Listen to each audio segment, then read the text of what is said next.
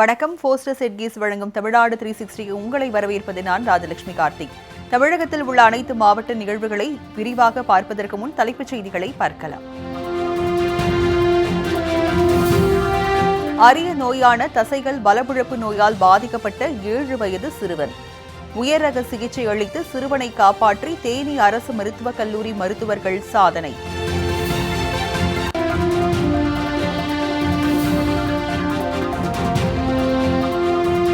தேன்கனிக்கோட்டை அருகே அரசு பள்ளியில் ஆபத்தான நிலையில் உள்ள மேல்நிலை நீர்த்தேக்க தொட்டி அசம்பாவிதம் நிகழும் முன் இடித்து அகற்ற பெற்றோர்கள் கோரிக்கை.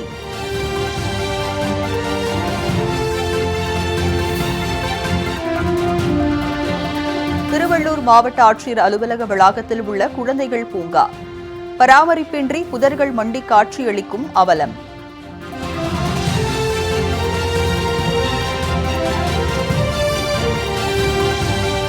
திருவண்ணாமலை கிரிவல பாதையில் உணவு தேடி கூட்டம் கூட்டமாக வரும் மான்கள். பூங்காவுடன் கூடிய மான்கள் சரணாலயம் அமைக்க பொதுமக்கள் கோரிக்கை.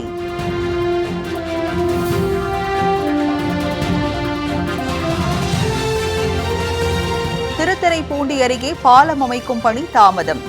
மாற்றுப்பாதையும் இன்றி அவதிக்குள்ளாகும் கிராம மக்களின் நிலையை விளக்கும் செய்தி தொகுப்பு.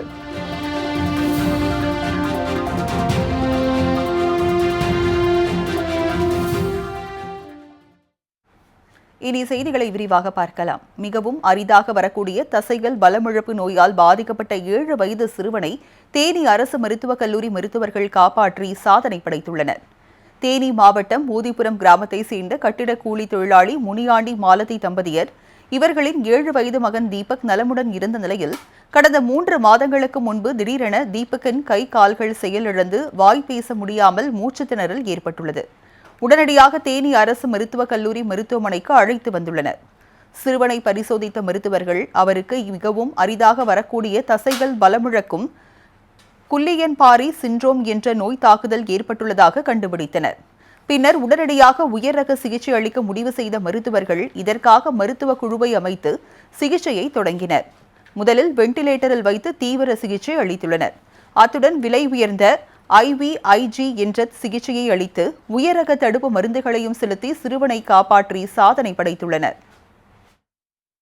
உடனே அந்த நோயின் தன்மையை கண்டறிந்து அதற்கான இம்யூனோகுளோபுலின் ஆன்டி இம்யூனோகுளோபுலின் சொல்லுவாங்க. அந்த மருந்து ஒரு 13 வயல், ஒவ்வொரு வயலும் 13,000 ஆகுங்க. அதை நம்ம முதலமைச்சரின் விரிவான மருத்துவ காப்பீட்டு திட்டத்தின் கீழ் வாங்கி அவருக்கு கொடுத்து, அது மட்டும் இல்லாமல் 45 நாள் சுவாச சப்போர்ட்டுக்காக அவரை வெண்டிலேட்டருங்கிற கருவியில் பொருத்தி இன்னைக்கு அவர் மூச்சு விட்டு சாதாரணமாக மூச்சு விடுற நிலைமைக்கு கொண்டு வந்து அவர் கை கால் எல்லாம் கொஞ்சம் கொஞ்சமாக பலம் கூடி வருதுங்க. நம்ம டிஸ்சார்ஜ் பண்ணுற நிலைமையில் இந்த பேஷண்ட்டை கொண்டு வந்திருக்கோங்கிற ஒரு விஷயத்தை சொல்கிறதுக்காகத்தான் இன்னைக்கு இந்த செய்தி கூட்டம் கூட்டப்பட்டிருக்கிறதுங்க. தொடர்ந்து 3 மாதங்கள் உயர் ரக சிகிச்சை அளித்து வந்த நிலையில் தீபக்கின் கை கால்கள் செயல்படுவதுடன் இயற்கை முறையில் சுவாசிக்கும் அளவிற்கு குணமடைந்துள்ளதால் தீபக்கின் பெற்றோர் மகிழ்ச்சி அடைந்து மருத்துவர்களுக்கு நன்றி தெரிவித்துக் கொண்டனர். என் மகனுக்கு ரொம்ப உடம்பு சரியில்லாமல் இருந்துச்சு. நான் ஆஸ்பத்திரி கொண்டு வரையில் ரொம்ப கை காலெலாம் ரொம்ப இதாக இருந்துச்சு. மூச்சோட திறமை இல்லை. அதனால் டாக்டர் மாருங்க எல்லோரும் எனக்கு ரொம்ப நல்லா உதவி செஞ்சு நல்லா என் மகனை காப்பாற்ற முடியும் அப்படின்னு சொல்லி எனக்கு ஒரு நம்பிக்கை இருந்துச்சு. நானும் நம்பினேன். கடவுள் மேலே நம்பிக்கை இருந்துச்சு. ஆனால் டாக்டர் மாதிரி எல்லோரும் எனக்கு என் பிள்ளையை காப்பாற்றி கொடுத்து என் கையில் திருப்பி அதேமாதிரி கொடுத்துட்டாங்க. என் பிள்ளை இல்லைன்னா கூட நானே உயிரோடு இருக்க முடியாது. ரொம்ப கஷ்டப்பட்டேன். நான் வெளியில் போய் தனியார போய் நான் பார்க்க முடியாது. நான் குடும்பம் அது ரொம்ப கஷ்டப்பட்டு வந்தவ தான் நான். இப்பவும் கஷ்டப்பட்டேன். என் பிள்ளை என் கைக்கு வந்துடும் சொல்லி ஒரு நம்பிக்கை தான். இதனால் டாக்டரு நர்ஸு எல்லாமே எனக்கு நல்லா உதவி செஞ்சாங்க. அவங்களால என் கையெடுத்து கும்பிடணும். அவங்களுக்கு ஒரு நன்றி தான் எனக்கு. சிறுவனுக்கு அளிக்கப்பட்ட இந்த சிகிச்சை முறை தனியார் மருத்துவமனையில் கூட இல்லாத நிலையில் கலைஞர் காப்பீடு திட்டத்தின் மூலம் அரசு மருத்துவர்கள் இலவசமாக சிகிச்சை அளித்து சிறுவனை காப்பாற்றியுள்ளனர் என்பது குறிப்பிடத்தக்கது.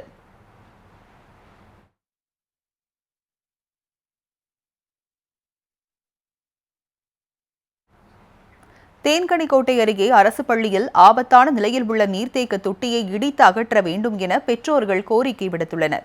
கிருஷ்ணகிரி மாவட்டம் தேன்கனிக்கோட்டை அருகே அமைந்துள்ளது உரிகம் மலை கிராமம். இந்த கிராமத்தில் உள்ள ஊராட்சி தொடக்கப் பள்ளியில் மலை கிராமத்தை சேர்ந்த மாணவ மாணவியர் பயின்று வருகின்றனர். இந்நிலையில் பள்ளி வளாகத்தில் மேல்நிலை நீர்த்தேக்க தொட்டி அமைந்துள்ளது. இதனை பல ஆண்டுகளாக பள்ளி மாணவர்கள் மற்றும் ஆசிரியர்கள் பயன்படுத்தி வந்த நிலையில் தற்போது அந்த நீர்த்தேக்க தொட்டி மிகவும் பழுதடைந்து நீர் கசிந்து வருகிறது. இதனால் நீர்த்தேக்க தொட்டி எந்த நேரத்திலும் இடிந்து விடும் நிலையில் உள்ளதால் பெற்றோர்கள் தங்கள் பிள்ளைகளை பள்ளிக்கு அனுப்ப அச்சம் தெரிவிக்கின்றனர். எனவே அசம்பாவிதம் ஏற்படும் முன் மேல்நிலை நீர்த்தேக்க தொட்டியை இடித்து அகற்றிவிட்டு மாற்று ஏற்பாடு செய்ய வேண்டும் என பெற்றோர்கள் மற்றும் மாணவர்கள் கோரிக்கை விடுத்துள்ளனர்.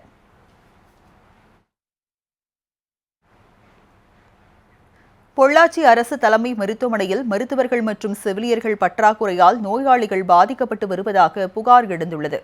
கோவை மாவட்டம் பொள்ளாச்சியில் செயல்பட்டு வரும் அரசு மருத்துவமனை மாவட்ட தலைமை மருத்துவமனையாக தரம் உயர்த்தப்பட்டு 10 ஆண்டுகளுக்கு மேல் ஆகிறது.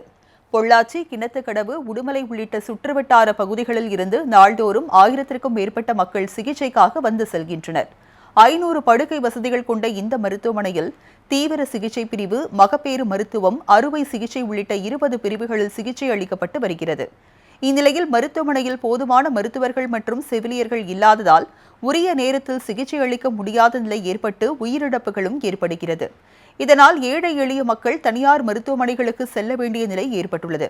எனவே கூடுதலாக மருத்துவர்கள் மற்றும் செவிலியர்களை நியமிக்க வேண்டும் என பொதுமக்கள் கோரிக்கை விடுத்துள்ளனர். தாலுக்காவில் இருக்கிற முக்கியமான பகுதியில் இருக்கிற நோயாளிகள் தினந்தோறும் 2000க்கும் மேற்பட்ட நோயாளிகள் வந்துட்டு போகிறாங்க. அவங்களுக்கு சிகிச்சை அளிக்க வேண்டிய கடமை பொள்ளாச்சி அரசு தலைமை மருத்துவமனைக்கு இருக்குங்கிறத தெரிஞ்சுக்கணும். ஆனால் அவங்க அப்படி மருத்துவர்கள் அதிகமான சூழல் இல்லாத காரணத்தால் ஏதாவது அதிகமான விபத்து ஏற்படும் போது கோவை அரசு மருத்துவமனைக்கு கொண்டு போய் அங்கே சிகிச்சை அளிக்க வேண்டிய சூழல் இருக்கிறதுனால அரசு உரிய கவனத்தில் இருந்து கொண்டு உடனடியாக அரசு மருத்துவமனையில் பயிற்சி மருத்துவர்கள் அதிகமாக நியமனம் செய்யணும், மருத்துவர்களை நியமனம் செய்யணும். அதன் மூலியமாக நோயாளிக்கு சிறப்பான சிகிச்சை அளிக்கணும். திருவள்ளூர் மாவட்ட ஆட்சியர் அலுவலக வளாகத்தில் உள்ள குழந்தைகள் பூங்கா பராமரிக்கப்படாமல் புதர்மண்டி கிடப்பதால் விஷப்பூச்சிகள் தொல்லை அதிகரித்து வருவதாக புகார் எழுந்துள்ளது. திருவள்ளூர் மாவட்ட ஆட்சியர் அலுவலக வளாகத்தில் பல்வேறு தலைமை அலுவலகங்கள் செயல்பட்டு வருகின்றன. இதனால் நாள்தோறும் ஏராளமான மக்கள் பல்வேறு காரணங்களுக்காக வந்து செல்கின்றனர். இந்நிலையில் ஆட்சியர் அலுவலக வளாகத்தில் குழந்தைகள் விளையாடும் வகையிலும் பொதுமக்கள் அமர்ந்து சாப்பிட்டுவிட்டு சிறிது ஓய்வெடுக்கும் வகையிலும் சிறுவர் பூங்கா அமைக்கப்பட்டுள்ளது. இந்நிலையில் சிறுவர் பூங்கா முறையான பராமரிப்பின்றி புதர்கள் மண்டி காட்சியளிக்கிறது. இதனால் விஷப்பூச்சிகளின் நடமாட்டம் அதிகரித்து வருவதாக அங்கு வரும் மக்கள் அச்சம் தெரிவிக்கின்றனர். இந்நிலையில் அலுவலகத்திற்கு வரும் பொதுமக்கள் சிறுநீர் கழிக்கும் இடமாக பூங்கா மாறி உள்ளதாகவும் வேறு இடத்தில் இதுபோன்ற பாதிப்பு இருந்தால் ஆட்சியர் அலுவலகத்தில் மனு அளிக்கலாம். ஆனால் ஆட்சியர் அலுவலகத்திலேயே இந்த அவலநிலை ஏற்பட்டால் யாரிடம் முறையிடுவது என்று பொதுமக்கள் முணுமுணுத்தபடி செல்கின்றனர். எனவே சிறுவர் பூங்காவை சீரமைக்க வேண்டும் என்று பொதுமக்கள் கோரிக்கை விடுத்துள்ளனர். முதல்ல இந்த கலெக்டர் அலுவலகத்துக்கு அமைச்ச ஒரு சிறுவர் பூங்கா. இந்த சிறுவர் பூங்கா சுத்தம் இல்லாமல் இருக்குது. ஏன்னு கேட்டிங்கனாக்கா, இதுக்கு மேலே இருக்கிற அத்தனை இடமும் நல்லா சுத்தமாக செஞ்சுருக்கிறாங்க. கலெக்டர் அலுவலகத்தை சுற்றி க்ளீன் பண்ணியிருக்கிறாங்க. பார்த்துட்டு தான் வந்தேன் நான். இங்கே பார்த்தா இந்த பூங்கா அப்படியே பாழடைஞ்சிருக்கு.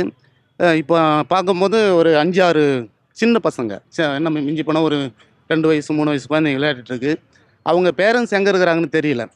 ஏன்னா இப்போ இந்த பக்கம் பார்த்தீங்கன்னா ஒருத்தர் சாப்பிட்டுட்டு இருக்காங்க, ஒரு 2 பேர் அங்கே உட்காந்துட்டு இருக்காங்க. எல்லாம் இந்த மனு கொடுக்க வந்தவங்க தான் இங்கே உட்காந்துட்டு இருக்காங்க. ஆகையால் இந்த இடத்த சீர் செஞ்சு சுத்தமாக எங்களுக்கு செஞ்சு கொடுத்தாக்கா இந்த குழந்தைங்க விளையாடுறதுக்கும் பொதுமக்கள் இங்கே மதிய சிற்றுண்டி உணவு அருந்துவதற்கும் வசதியாக இருக்கும். நாகர்கோவிலில் இருந்து கன்னியாகுமரி செல்லும் தேசிய நெடுஞ்சாலை மிகவும் மோசமான நிலையில் உள்ளதால் அடிக்கடி விபத்துகள் ஏற்படுவதால் வாகன ஓட்டிகள் அச்சமடைந்துள்ளனர். கன்னியாகுமரி மாவட்டத்தில் நாகர்கோவிலில் இருந்து கன்னியாகுமரி வரை செல்லும் தேசிய நெடுஞ்சாலை அமைந்துள்ளது. சர்வதேச சுற்றுலா தலமான கன்னியாகுமரிக்கு நாள்தோறும் ஆயிரக்கணக்கான சுற்றுலா பயணிகள் வந்து செல்கின்றனர். இந்நிலையில் நாகர்கோவிலில் இருந்து கன்னியாகுமரி வரை செல்லும் தேசிய நெடுஞ்சாலை சேதமடைந்து மோசமான நிலையில் உள்ளது. ஆங்காங்கே குண்டும் குழியுமாக உள்ளதால் நாள்தோறும் விபத்துகளும் உயிரிழப்புகளும் ஏற்படுவதாக சமூக ஆர்வலர்கள் புகார் தெரிவிக்கின்றனர். எனவே சாலையை சீரமைக்க வேண்டும் என சமூக ஆர்வலர்கள் கோரிக்கை விடுத்துள்ளனர். பாத்தீங்கன்னா இன்னைக்கு சாலைகள் அனைத்துமே பழுதடைந்துதான் இன்னைக்கு காணப்பட்டு வருது. இது ரோடு போடுகிறோம் என்று சொல்லி போட்டாலும் கூட அது உடனடியாக மீண்டும் அது பழுதடைந்து போகிறது. இதுல என்ன காரியங்களை பார்க்கும்போது இன்னைக்கு கன்னியாகுமரி மாவட்டத்தில் வந்து போக்குவரத்து அதிகமாகி கொண்டு இருக்கிறது. அதற்கு ஏற்றாற் போல அரசாங்கமான திட்டமும் வந்து மாற்றப்படணும். இன்னைக்கு வந்து சாலைகள் மாநில சாலையாகட்டும், தேசிய நெடுஞ்சாலை ஆகட்டும், இரண்டுமே இன்னைக்கு கன்னியாகுமரி மாவட்டத்தில் மிகவும் படுமோசமாக இருந்து கொண்டுதான் இருக்கிறது. தேசிய நெடுஞ்சாலை ஆகட்டும், அதனுடைய தன்மையில் இருக்கக்கூடிய ரோடுகளுமே இன்னைக்கு மிகவும் பழுதடைந்து காணப்படுகிறது. ஆனால் அதை வந்து பேச்சு ஒர்க்கு தான் அடிக்கடி பண்றாங்களே தவிர முழுமையான தரமான சாலை என்பது இல்லை. திருவண்ணாமலை கிரிவல பாதையில் பூங்காவுடன் கூடிய மான்கள் சரணாலயம் அமைக்க வேண்டும் என பொதுமக்கள் கோரிக்கை விடுத்துள்ளனர். திருவண்ணாமலை மாவட்டம் ஆன்மீக தலம் மட்டுமின்றி சுற்றுலா நகரமாகவும் விளங்கி வருகிறது. திருவண்ணாமலையில் உள்ள அருணாச்சலேஸ்வரர் கோயிலில் ஆசிரமங்களை காணவும் கிரிவலம் செல்லவும் வெளி மாவட்டங்கள், வெளி மாநிலங்கள் மற்றும் வெளிநாடுகளில் இருந்தும் ஏராளமான பக்தர்கள் வந்து செல்கின்றனர். இந்நிலையில் கிரிவல பாதையில் உள்ள வனப்பகுதியில் மான்கள் அதிக அளவில் உள்ளன.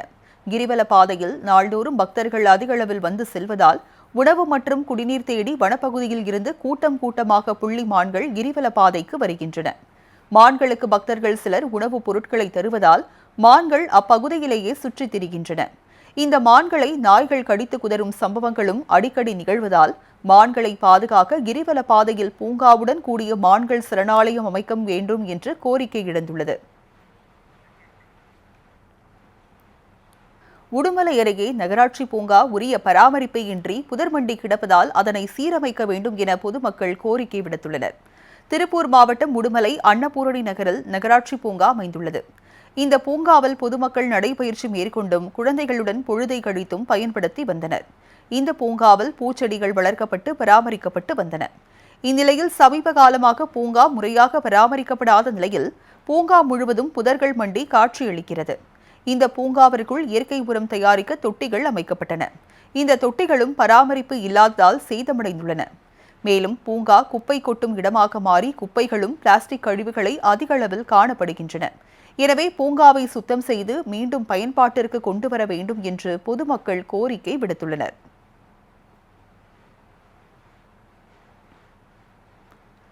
வத்தலகுண்டு அருகே காய் துளைப்பான் பூச்சி தாக்குதலால் பச்சை மிளகாய் சாகுபடி பாதிக்கப்பட்டுள்ளதாக விவசாயிகள் வேதனை தெரிவிக்கின்றனர்.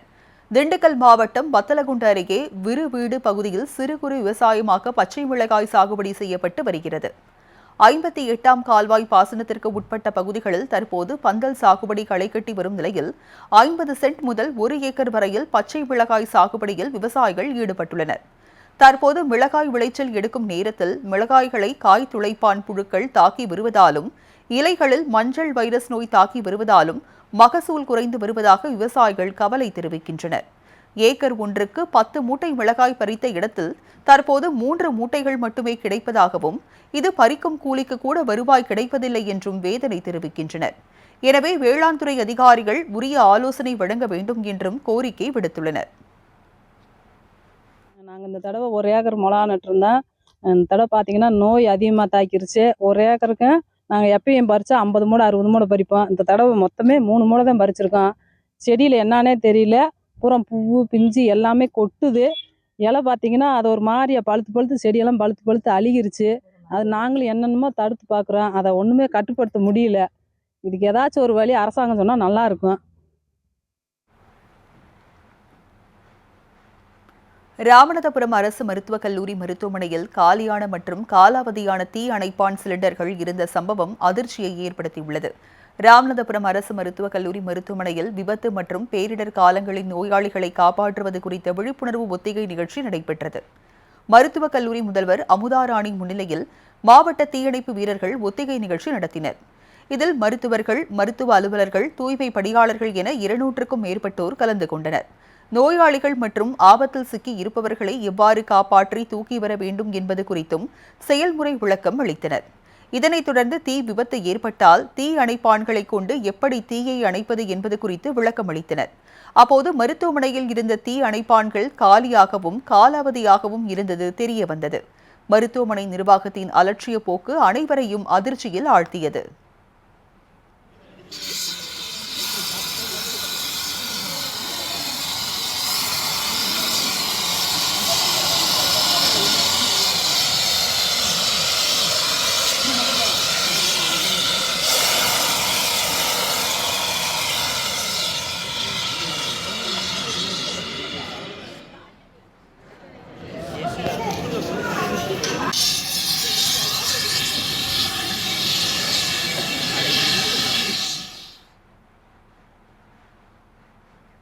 தாராபுரம் அருகே காட்டுப்பன்றிகள் பயிர்களை சேதப்படுத்துவதால் உரிய இழப்பீடு வழங்க வேண்டும் என்று விவசாயிகள் கோரிக்கை விடுத்துள்ளனர். திருப்பூர் மாவட்டம் தாராபுரம் அருகே உள்ள ஊத்துப்பாளையம் கிராமத்தில் சுமார் 300 ஏக்கர் பரப்பளவில் வனத்துறைக்கு சொந்தமான காடு அமைந்துள்ளது. இந்நிலையில் ஊத்துப்பாளையம் காட்டுப்பகுதியை சுற்றியுள்ள கிராமங்களில் சுமார் 1000 ஏக்கரில் நெல், மக்காச்சோளம், மிளகாய் உள்ளிட்ட பயிர்களை விவசாயிகள் சாகுபடி செய்து வருகின்றனர். இந்நிலையில் வனப்பகுதியில் இருந்து வரும் காட்டுப்பன்றிகள் விளைநிலங்களுக்குள் புகுந்து மக்காச்சோளம் உள்ளிட்ட பயிர்களை சேதப்படுத்தி விடுகின்றன.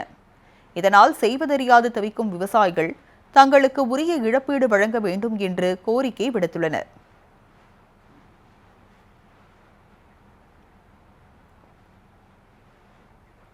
ஃபோஸ்டர்ஸ் எட்கீஸ் வழங்கும் தமிழ்நாடு 360யில் அடுத்து வருவது ஊர் நிகழ்வுகளை விரைவாக வழங்கும் உள்ளூர் எக்ஸ்பிரஸ்.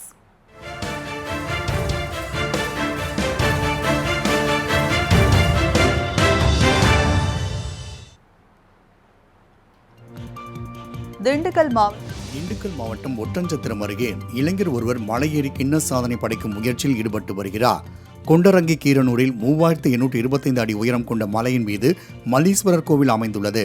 இந்நிலையில் திருப்பூரை சேர்ந்த கோபாலகிருஷ்ணன் என்ற இளைஞர் தினமும் 4 முறை மலையேறி இறங்கி வருகிறார். உலக சாதனை படைக்கும் நோக்கில் அந்த இளைஞர் தொடர்ந்து 400வது நாளாக இப்பயிற்சியை மேற்கொண்டுள்ளார்.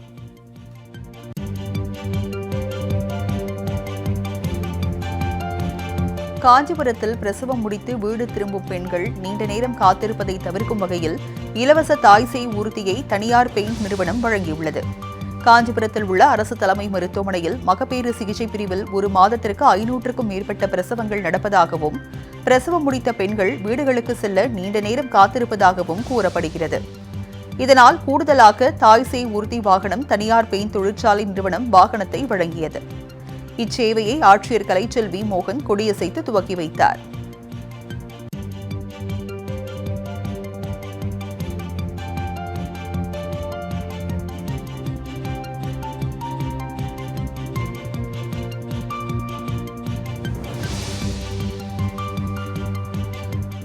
திண்டுக்கல் மாவட்டம் கொடைக்கானலில் போதையால் பெண்கள் மற்றும் குழந்தைகளுக்கு எதிரான குற்ற சம்பவங்களை தடுப்பது குறித்த விழிப்புணர்வு பேரணி நடைபெற்றது.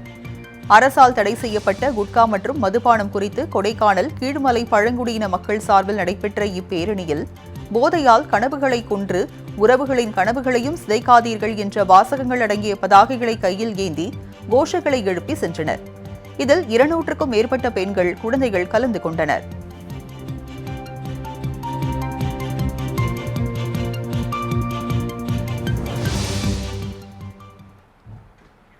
ஃபோஸ்டர்ஸ் எட்கீஸ் வழங்கும் தமிழ்நாடு 360யில் மாவட்டங்களில் நடந்த விளையாட்டு செய்திகளை வழங்க வருகிறது விளையாட்டுக் களம்.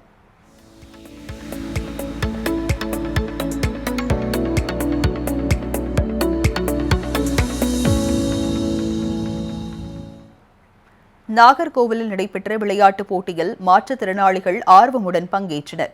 உலக மாற்றுத்திறனாளிகள் தின விழாவினை முன்னிட்டு கன்னியாகுமரி மாவட்டம் நாகர்கோவிலில் மாற்றுத்திறனாளிகளுக்கான மாவட்ட அளவிலான விளையாட்டுப் போட்டிகள் நடைபெற்றன.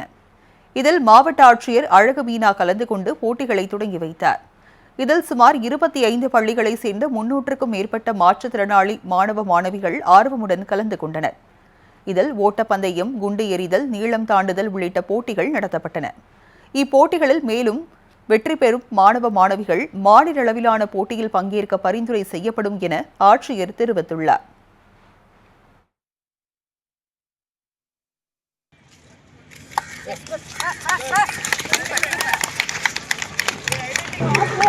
கரகோஷ நிகழ்ச்சியில் மாணவர்களை உற்சாகப்படுத்துமாறு